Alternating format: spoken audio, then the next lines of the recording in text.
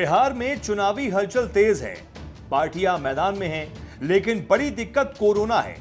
लिहाजा इस बार बिहार चुनाव में डिजिटल रैलियों की प्रधानता है। सीधे जनसंपर्क के जरिए ऑनलाइन रैलियां की गईं।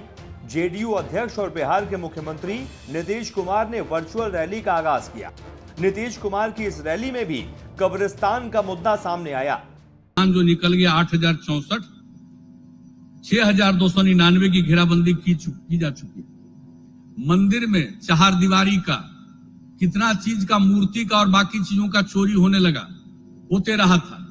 अब हम लोगों ने उसकी रक्षा के लिए उसकी घेराबंदी, इसके लिए 377 योजनाओं में से 226 मंदिरों में चहारदीवारी निर्माण कार्य पूर्ण, 112 पर कार्य जारी है और 48 प्रक्रियाधीन है। तो एक एक चीज हम लोग, एक एक काम, किसी चीज को छोड़ नहीं रहे हैं। हर प्रकार से एक एक काम के लिए हम लोग ध्यान देते हैं। कब्रिस्तान का मुद्दा यूपी के चुनाव में भी उठा था। ऐसे में सवाल उठता है कि क्या नीतीश कुमार इस मुद्दे को बिहार चुनाव में उठाकर फायदा लेना चाहते हैं? इतना ही नहीं, इस वर्चुअल रैली में बोलते हुए नीतीश कुमार ने लालू यादव के 15 साल के शासन पर भी सवाल उठाया। क्या हुआ है, जब से काम करने का मौका मिला है, अब आते हैं हम अब अन्य बातों पर। ये दो जो अभी के लिए है, एक विशेष आपदा की स्थिति, उस पर हमने चर्चा कर दी। अब इसके बाद क्या है भाई, क्या स्थिति थी? पति पत्नी राज 15 साल और उसके बाद मौका हम लोगों को मिला। तो क्या था पहले और क्या है आज? क्या स्थिति थी विधि व्यवस्था की? क्या लोग बोलते हैं आजकल, तो पता नहीं, स्टेटमेंट देना और छप भी जाता है। कमाल है, सब लोगों को मालूम नहीं कि क्या था सामूहिक, क्या हो रहा था, नरसंहार, किस किस तरह की घटना हो रही थी। अब आज क्या स्थिति हो गई है, जरा बताइए, कौन सी स्थिति है? हर प्रकार से हम लोगों ने किया और जैसे ही काम करने का मौका मिला, इस पर तो ध्यान दिया ही कि हर हालत में क्राइम, करप्शन, कम्युनलिज्म को हम नहीं बर्दाश्त कर सकते। जीरो टॉलरेंस, ये हमारी शुरू से नीति है और उस नीति पर हम लोग चल रहे हैं। और कितने लोगों को पहले क्राइम भी होता था, कोई हो पाता था सुनवाई वगैरह, कुछ कोई गवाह देने के लिए निकल पाता था जी? क्या स्थिति हुई? हम तो इस बात को नहीं भूल सकते हैं। माननीय उच्च न्यायालय के मुख्य न्यायाधीश से लेकर के अन्य लोगों ने मिलकर के और राज्य सरकार के बीच में जो चर्चा हुई, जिसमें जो क्राइम और इन सब चीजों से रिलेटेड मामला या करप्शन से रिलेटेड मामला से संबंधित मामला था, उस पर कितना तेजी से ट्रायल चलाने का सब सिलसिला शुरू हुआ। लोगों का मनोबल ऊंचा हुआ, लोग गवाही देने लगे, भागते थे गवाही देने से। क्या होता था जी, पहले चलते थे लोग, शाम होने के पहले ही लोग घर में चले जाते थे ना, कोई घर से बाहर निकलता था? और कौन लोग थे? कुछ चंद लोग थे,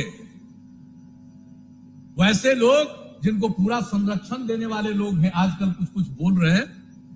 कैसे चलते थे? कोई गाड़ी पर चलते थे तो बाहर में राइफल और बंदूक को दिखाते हुए निकल के चलते थे। आजकल वही चीज है जी, भूल गए क्या था? मैं तो सबको कहूंगा कि पुराना फोटो बहुत जगह उपलब्ध है, बताइए वो फोटो और आज का फोटो देखिए। आजकल तो एक एक चीज चल रहा है। सोशल मीडिया का तो दो हिस्सा, एक सही मायने में पॉजिटिव होता है, सब चीज को जानकारी, एक एक चीज की सुविधा, और दूसरी तरफ इसका दुरुपयोग। बहुत लोग दुरुपयोग करते रहते हैं। ऐसे ऐसे लोग एक एक अपना बहाल करके रखे रहते हैं, जो कुछ से कुछ लिखता है, अंदर है और ट्वीट करते हैं जी।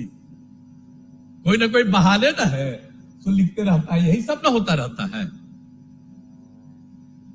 याद करिए, एक बार हम राजगीर में थे, हमारे साथ संजय थे, हमने इनको कहा कि लिखिए, हम लिखाने लगे, 10 लिखाए और उसके बाद आ करके हम रोज एक एक ट्वीट करने लगे। एकदम इतना चर्चा देख लिया हमने। उस 5 के बाद हमने कहा छोड़िए, हम सब नहीं करेंगे।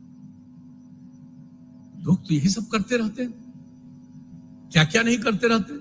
लेकिन क्या स्थिति है क्राइम की? जो स्थिति पहले थी, आज वो है क्या? आप जरा सा बता दीजिए।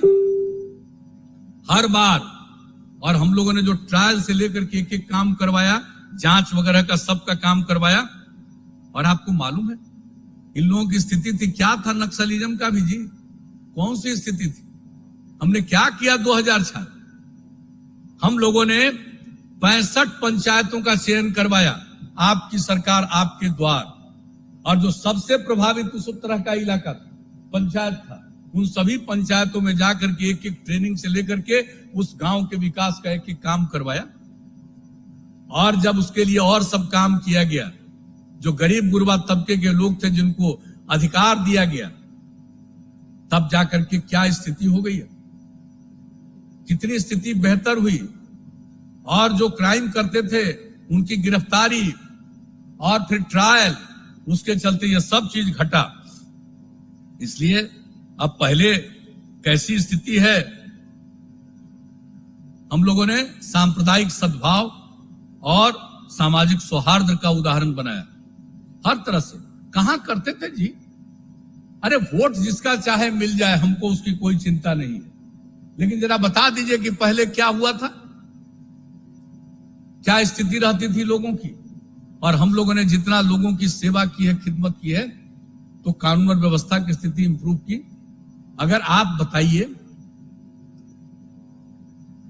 आप जरा एक बात देख लीजिए, हर साल केंद्र सरकार के द्वारा प्रकाशित होता है पूरे देश का, हर एक राज्य का, कि कहां कितना कौन सा क्राइम हुआ है, उसके बारे में फिगर निकलता है। अभी 2018 का निकला है, तक उसका निकला है। 2018 में क्या है जी अपराध का आंकड़ा, अब ये समझ लीजिए, राष्ट्रीय औसत दर देश भर का, नेशनल एवरेज राष्ट्रीय औसत दर है प्रति लाख की जनसंख्या पर जो अपराध की संख्या है 383.5 है देश में औसत 1 लाख की आबादी पर, और बिहार का 1 लाख की आबादी पर औसत अपराध है 222.1, यानी बिहार का स्थान देश में आपराधिक मामले में 23वां नंबर पर है। जरा ठीक से कोई बात करिए, इंसिडेंट्स होता है, कुछ आदमी तो गड़बड़ मिजाज का रहता है, आप कितना भी इंतजाम कर दीजिए, कुछ न कुछ बाएं दाएं करता ही है। और सबसे ज्यादा हम लोगों ने तो प्रारंभ से ही किया है, जनता के दरबार में मुख्यमंत्री, जब उसमें लोग अपराध से लेकर के राजस्व के मामले को लेकर एक सोमवार को मिलते थे, सबसे बड़ी संख्या में लोग आते थे। हम 10 साल ही काम करते रहे और देख लिया और आकलन करवाया कि जो मर्डर का है और इस तरह का अपराध है, उसका सबसे बड़ा कारण है या तो भूमि का विवाद, संपत्ति का विवाद। 60% के करीब ये घटनाएं उसके चलते घटती, और उसके लिए हम लोगों ने जो उसके सुधार के लिए काम किया, नया सर्वे कराने का, सर्वे सेटलमेंट के लिए, और अभी की जो जितनी स्थिति हुई है